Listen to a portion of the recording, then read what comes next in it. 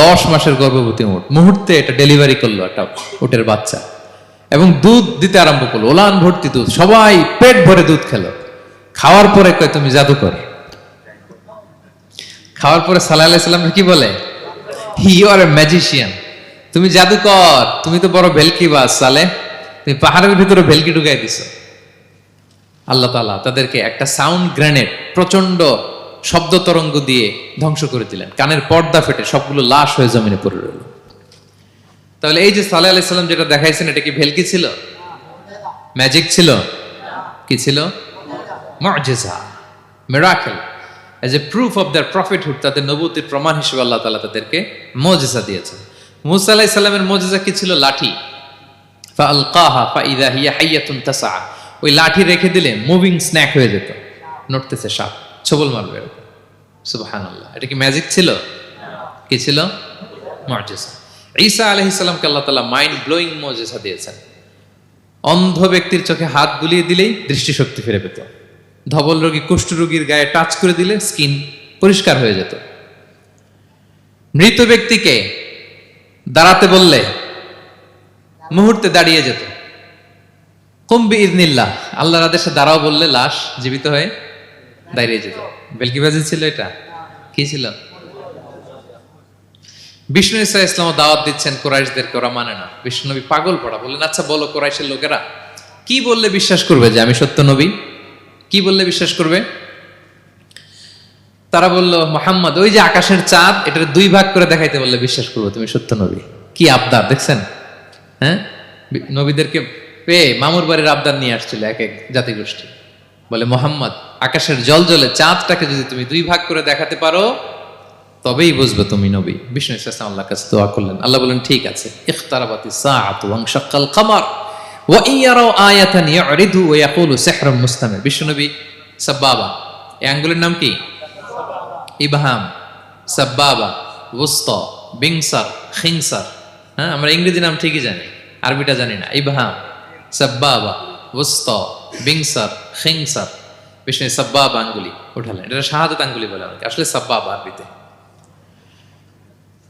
তো বিশ্বনবী এভাবে আল্লাহর নাম নিয়ে চাঁদের দিকে ইঙ্গিত করলেন, মুহূর্তে আকাশের জ্যোৎস্না বিলানো চাঁদটা 2 ভাগ হয়ে গেল। কুরাইশরা দেখে তো অবাক। বিষ্ণু বললেন এবার কথা অনুযায়ী ঈমান আনো। বলে Muhammad you are a magician,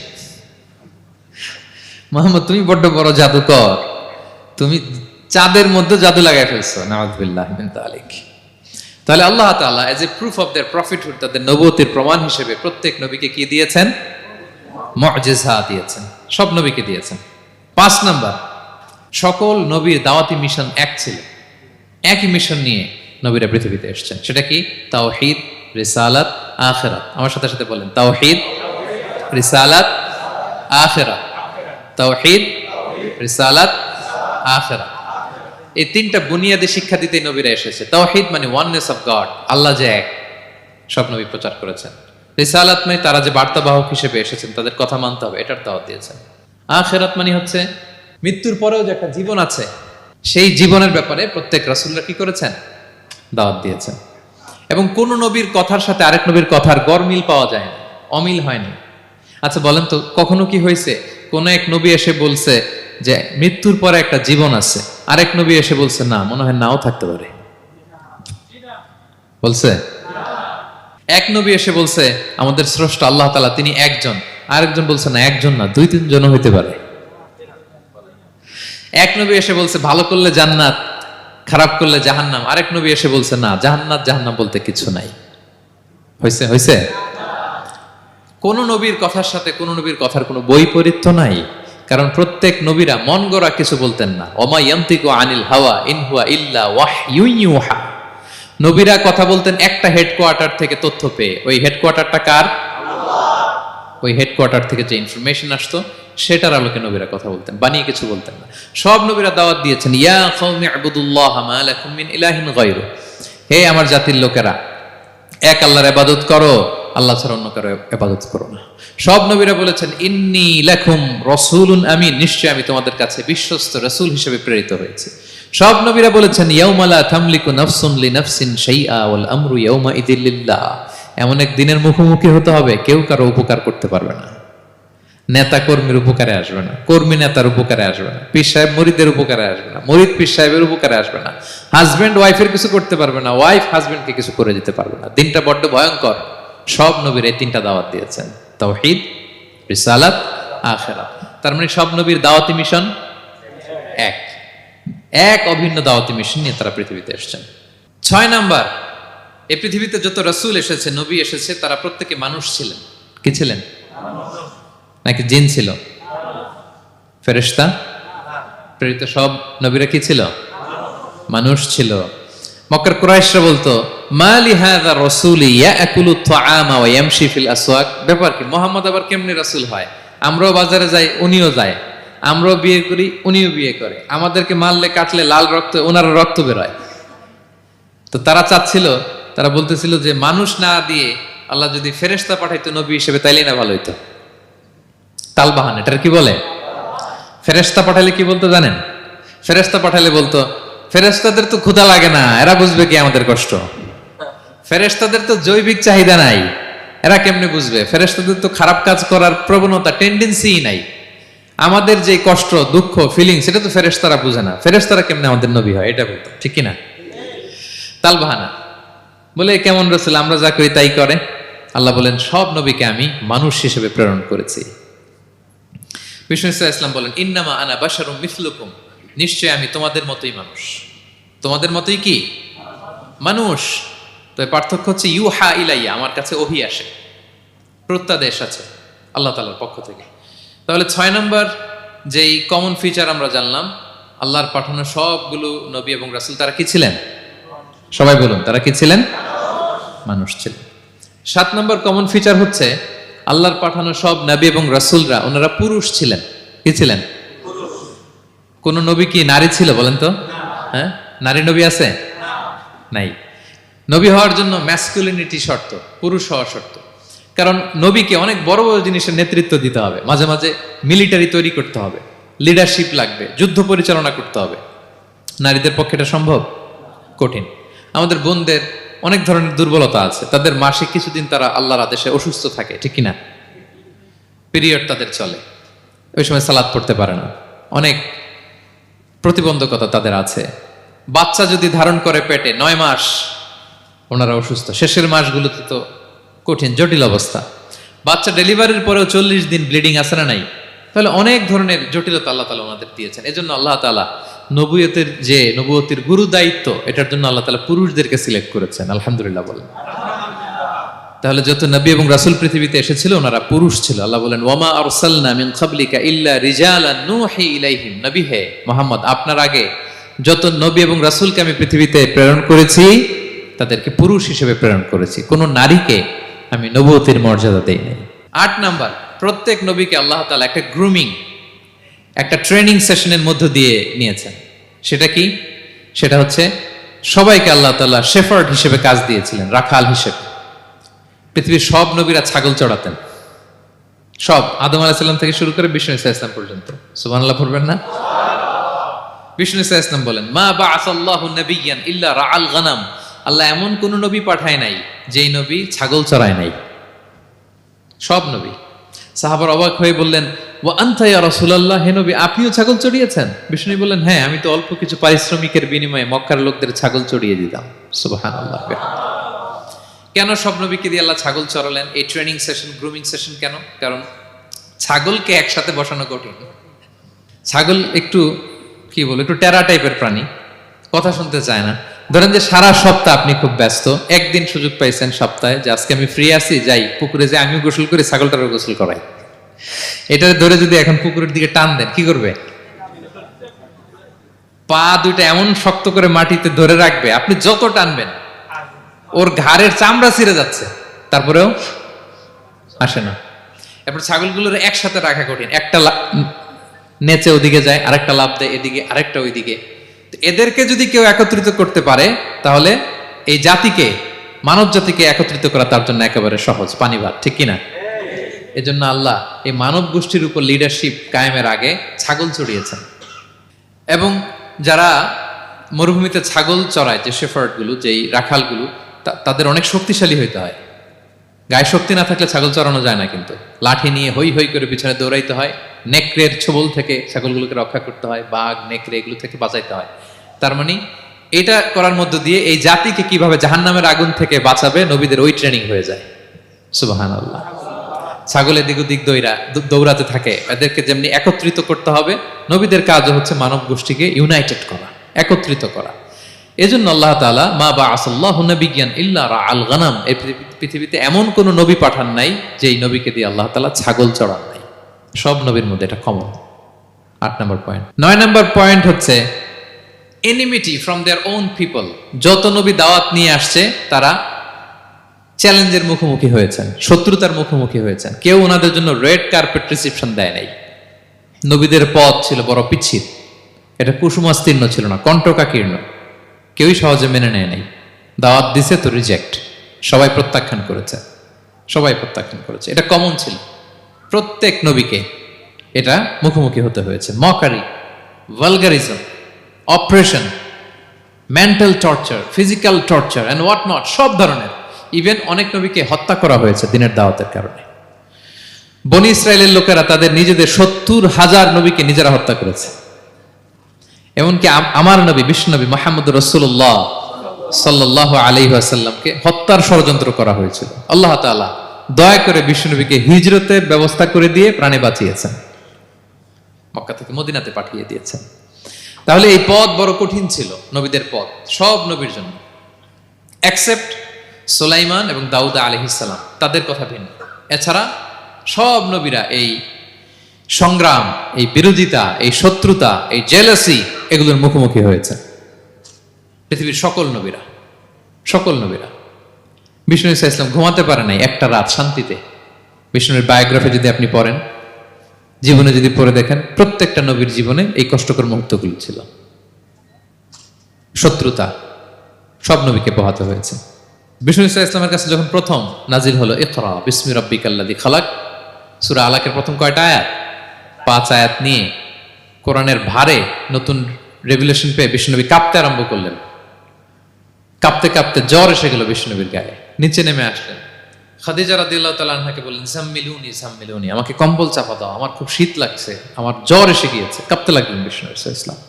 Khadija রাদিয়াল্লাহু তাআলা আনহার এক চাচাতো ভাই ওরাকা ইবনে নওফল ছিল ইনজিল কিতাবের পণ্ডিত।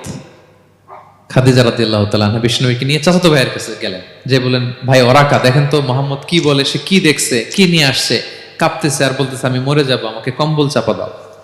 ওরাকা বললেন, মুহাম্মদ কে এসেছিল বলতো? বিষ্ণু জিবরাইল ইসলামের বর্ণনা দিলেন। কি বলেছে বলতো? 5 আয়াতের বর্ণনা বিষ্ণু ঈসা ইসলাম দিলেন। তখন বিষ্ণু ঈসা ইসলামের কথা শুনে ওরাকা বলল, তোমার কাছে যে এসেছে ওয়াহুয়ান নামুস, মানে জিবরিল, সে সব নবীদের কাছে এসেছে। মুহাম্মদ তুমি নবী হবা, তুমি কি হবা? তুমি নবী হবা, আখিরি নবী হবা তুমি। যে তোমার কাছে এসেছে সে সব নবীদের কাছে ওহী নিয়ে এসেছিল। আর জেনে রাখো মুহাম্মদ, তোমার এলাকার লোকেরা একদিন তোমাকে এলাকা থেকে বের করে দিবে। ভবিষ্যৎবাণী করতেছিলেন। বিশ্বনবী বললেন, আওয়া মুখরিজিয়াহুম, আমার ভাই বেরাদার, আমার জ্ঞাতি গোষ্ঠীর লোকেরা আমার এলাকা ছাড়া করবে? ওরাকা বললেন, হ্যাঁ। লাম ইয়াতি রাজুলুন ক্বাত্তু বিমিসলি মা জিতা বিহি ইল্লা উদিয়া, তোমার মতো এরকম রিসালাতের দায়িত্ব নিয়ে যারাই কোনো জাতির কাছে এসেছে তাদের সাথে এরকম শত্রুতা করা হয়েছে। বিষ্ণু ঈসা ইসলাম সেদিনের কথা শুনে, ওরাকার কথা শুনে অবাক হয়েছিলেন। তাহলে সব নবীদের ক্ষেত্রে 9 নম্বর কমন বৈশিষ্ট্য হচ্ছে তাদেরকে বাধার সম্মুখীন হতে হয়েছে। এখনো যারা নবীদের পথে চলবে বা চলে, তাদের জীবনে বাধা বিপত্তি আছে না নাই? হ্যাঁ, তারা জেনে বুঝেই এই পথে এসেছে, তারা হিসাব মিলিয়েই এই পথে নেমেছে। এজন্য বাধা বিপত্তি চ্যালেঞ্জ কোন মুমিনকে তার রাস্তা থেকে সরাতে পারে না, ঠিক কিনা বলেন? এক চুলো নড়াতে পারে না। এটা নবীদের পথ, এটা নবীওয়ালা কাজ। এখানে জুলুম থাকবে, এখানে বাধা বিপত্তি থাকবে, এখানে চ্যালেঞ্জ থাকবে। এই পথটা সোজা, সিরাতুল মুস্তাকিম। যদি শেষ মাথায় যাওয়া যায়, ডাইরেক্ট জান্নাতুল ফিরদাউস। আলহামদুলিল্লাহ।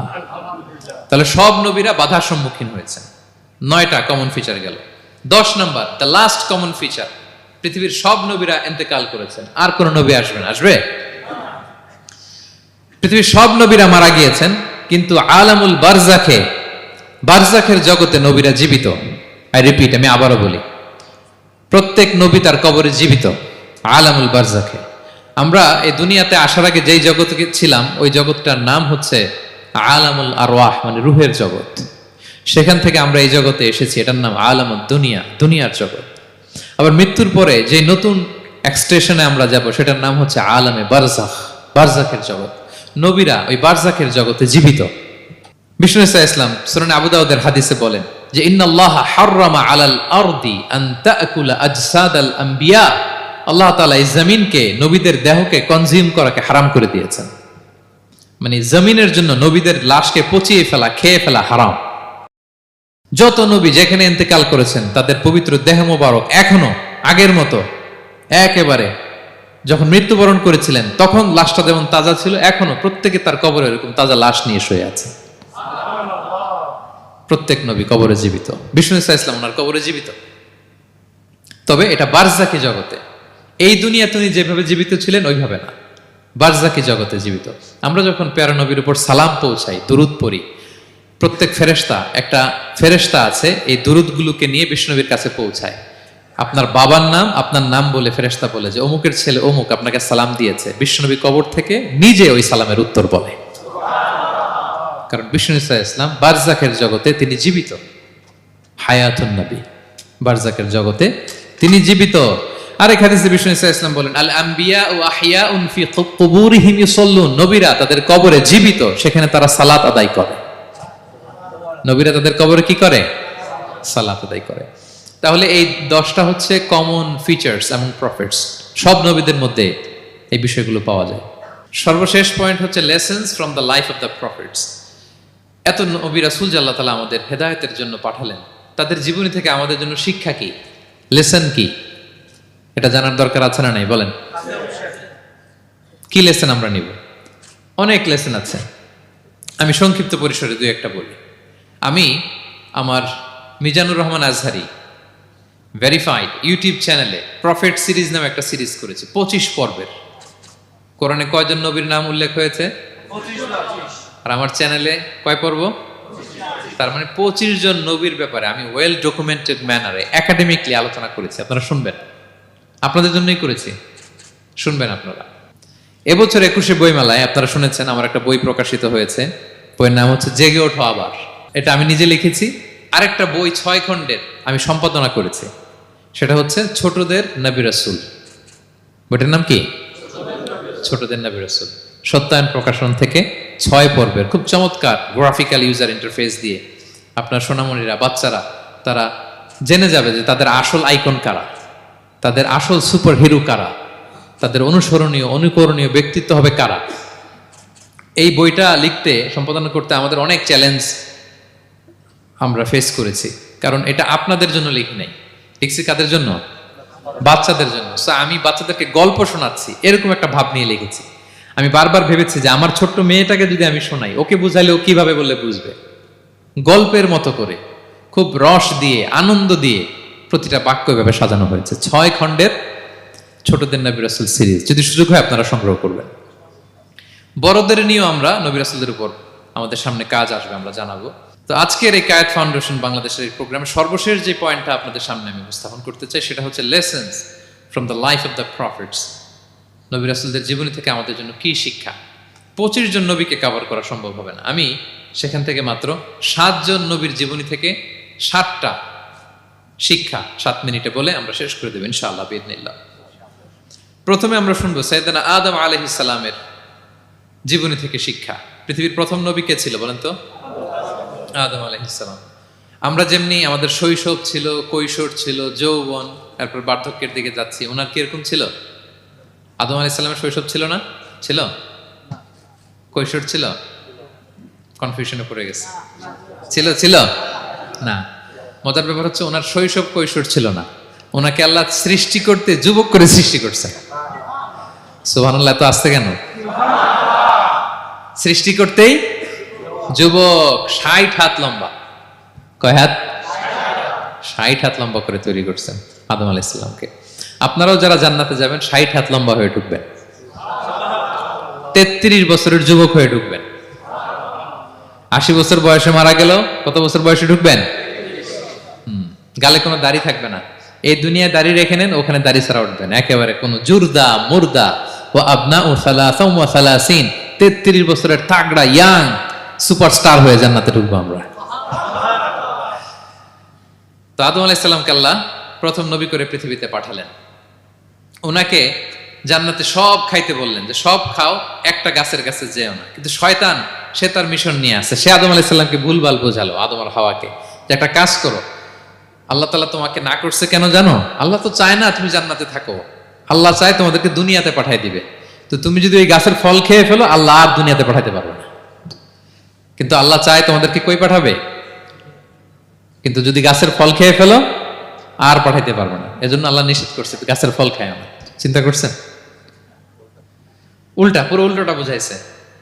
তো ভুল করে সাইয়েদনা আদম আলাইহিস সালাম, হাওয়া আলাইহিস সালাম খেয়ে ফেলছেন এই ফল। খাওয়ার পরেই আল্লাহ তাআলা পাঠাই দিলেন পৃথিবীতে, যাও জমিনে যাও, এই জান্নাতে আর থাকা যাচ্ছে না।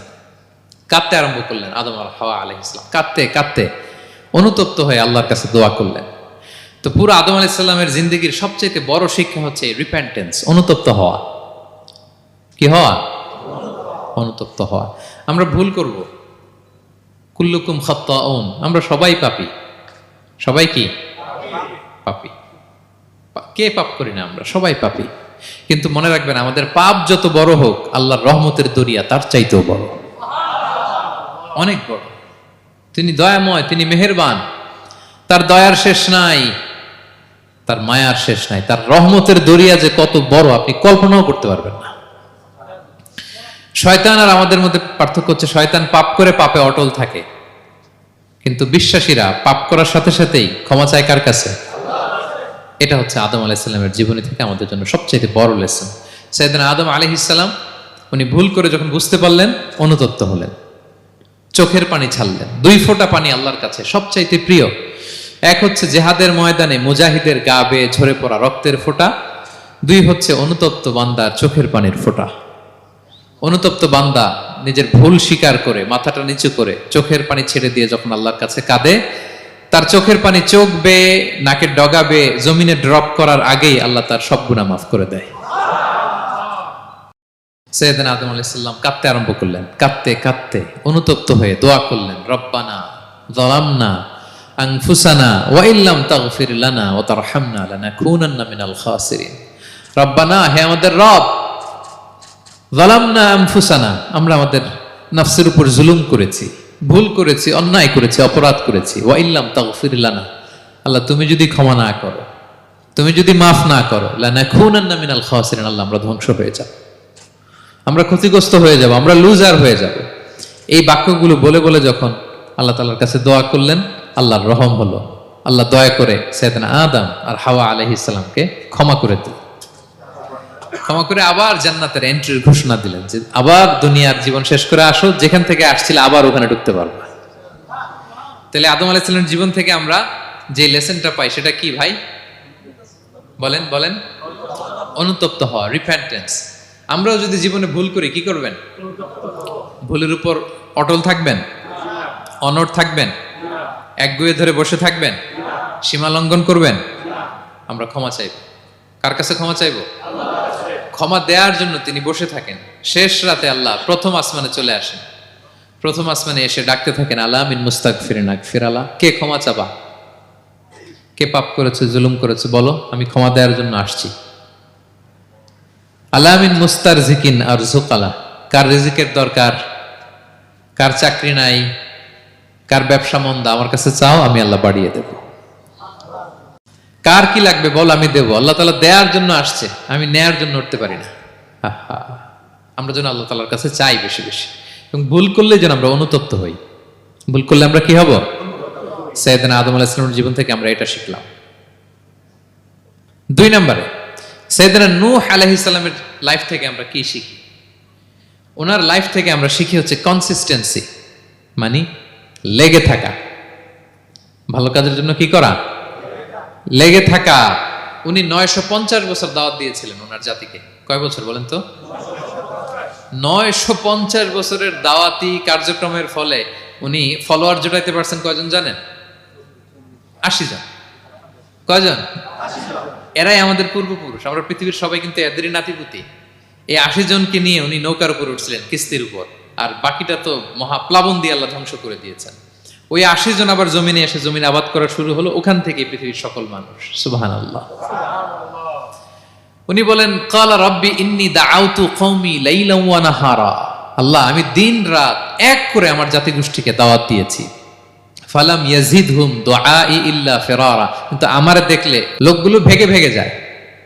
আর কি করে? আমার কথা যেন শুনতে না হয় এরা কানে আঙ্গুল দিয়ে রাখে আর মুখে কাপড় পেঁচিয়ে রাখে। নূহ আলাইহিস সালাম তারপরও থামতেন না, কন্টিনিউয়াস দাওয়াতি কাজ।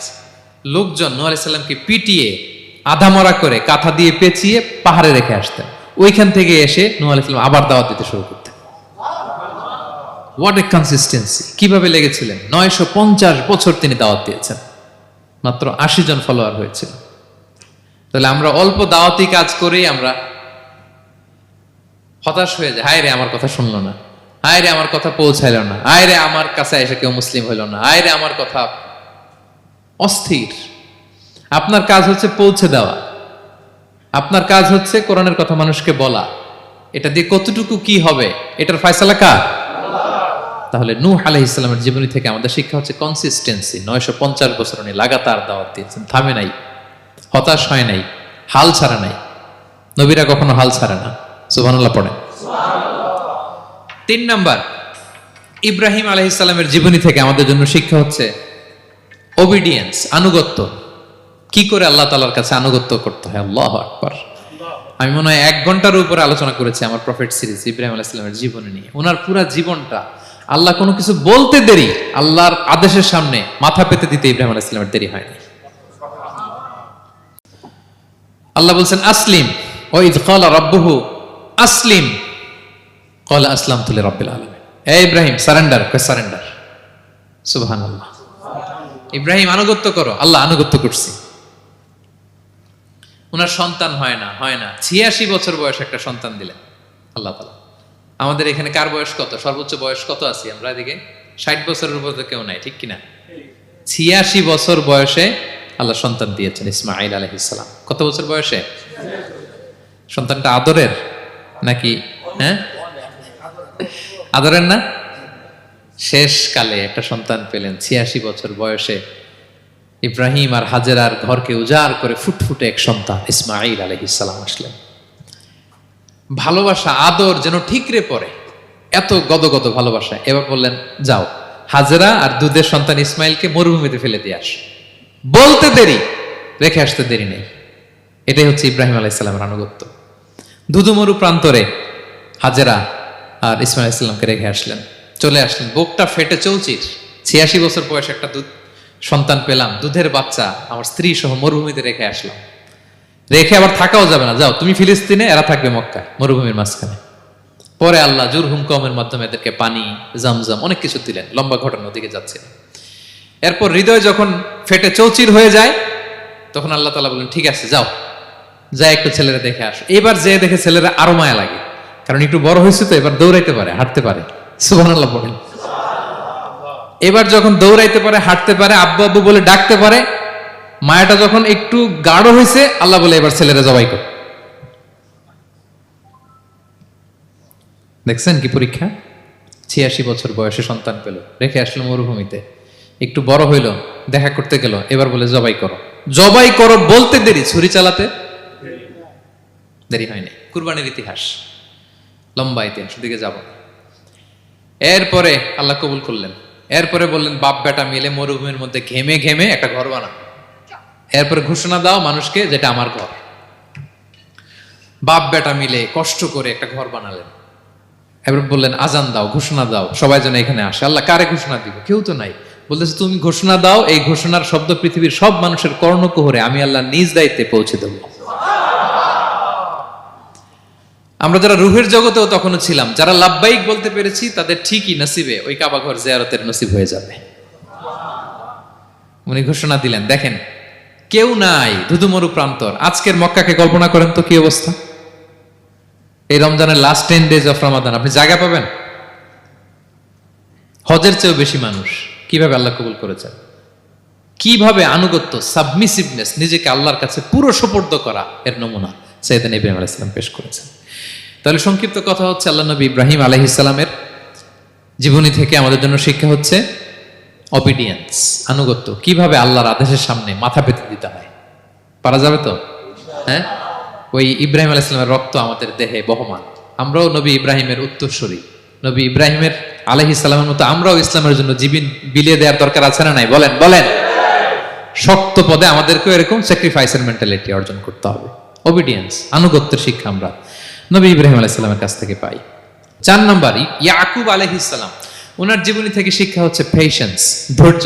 আমাদের অনেকের ধৈর্য নাই, আমরা অস্থির, অল্পতে ধৈর্য হারাই ফেলি। ধৈর্য এমন একটা গাছ, এই গাছের সারা গায়ে অনেক কাঁটা, কিন্তু এই গাছের ফল বড্ড মিষ্টি।